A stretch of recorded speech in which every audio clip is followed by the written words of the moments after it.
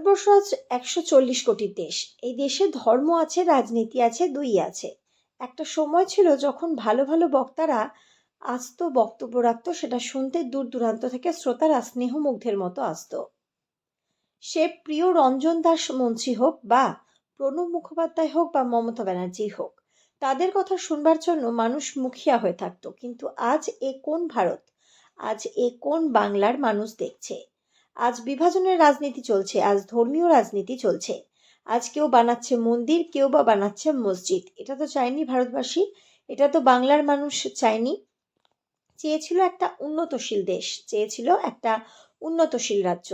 সেটা হচ্ছে না। তাই নেতা নেত্রীদের কাছে বিনম্র অনুরোধ, আপনারা অহেতুক এই ধর্ম নিয়ে রাজনীতিটা বন্ধ করুন। মানুষ চায় না যে সম্প্রদায়ের মানুষই হোক, তারা দাঙ্গা চায় না, তারা ধর্ম নিয়ে রাজনীতি চায় না, তারা চায় উন্নয়ন। উন্নয়ন হোক ভারতের, এটাই চাই। হোক না বাংলার উন্নয়ন, আসুন সবাই মিলে উন্নয়নটা করি। হিন্দু, মুসলমান, খ্রিস্টান নিয়ে রাজনীতিটা বন্ধ হোক।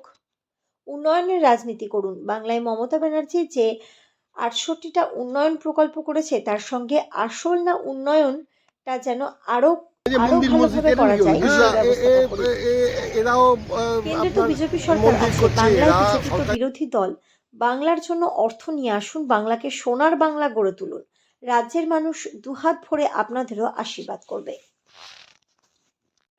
কিন্তু আমি এমন কিছু করতে পারি না যেটা আমার পক্ষে করা সম্ভব নয়। আমি তো ভগবান নই, ভগবানও সব কিছু করতে পারে না। মানুষ যখন মৃত্যুর মুখে পতিত হয়, যদি কেউ বলে ভগবান বাঁচাও, সব কি বাঁচাতে পারে? সব বাঁচাতে পারে না। আর ৪-৫ দিন বাদে ইলেকশনের ডেট ডিক্লেয়ার হবে। এই কবছর ধরে আপনাদের জন্য অফুরন্ত পরিশ্রম করছি, আর তার উপরে যদি প্রত্যেকে এসে বলেন আমার এই চাই, আমার ওই চাই, আমার ওই চাই, চাইলেই তো হবে না, চাইলে দিতে তো হবে। দেবটা কোথার থেকে?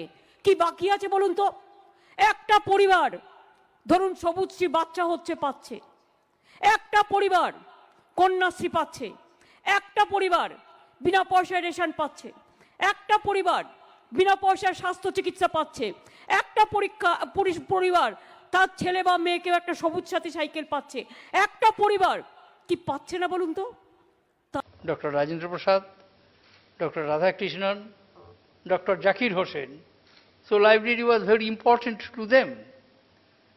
Dr. Radhakrishnan used to read while on his bed, and couple of pictures in this coffee table book also you will find that he is discussing while he is in the bed.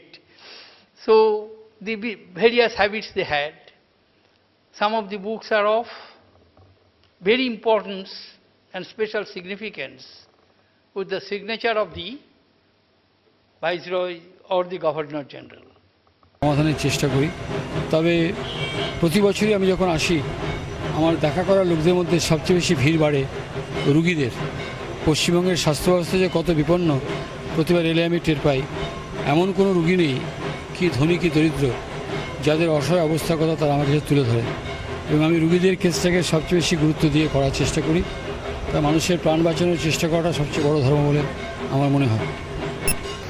একটা দেশে বা একটা রাজ্যে ধর্মকে নিয়ে যখন রাজনীতি করা হয়, খুবই দুর্ভাগ্যজনক।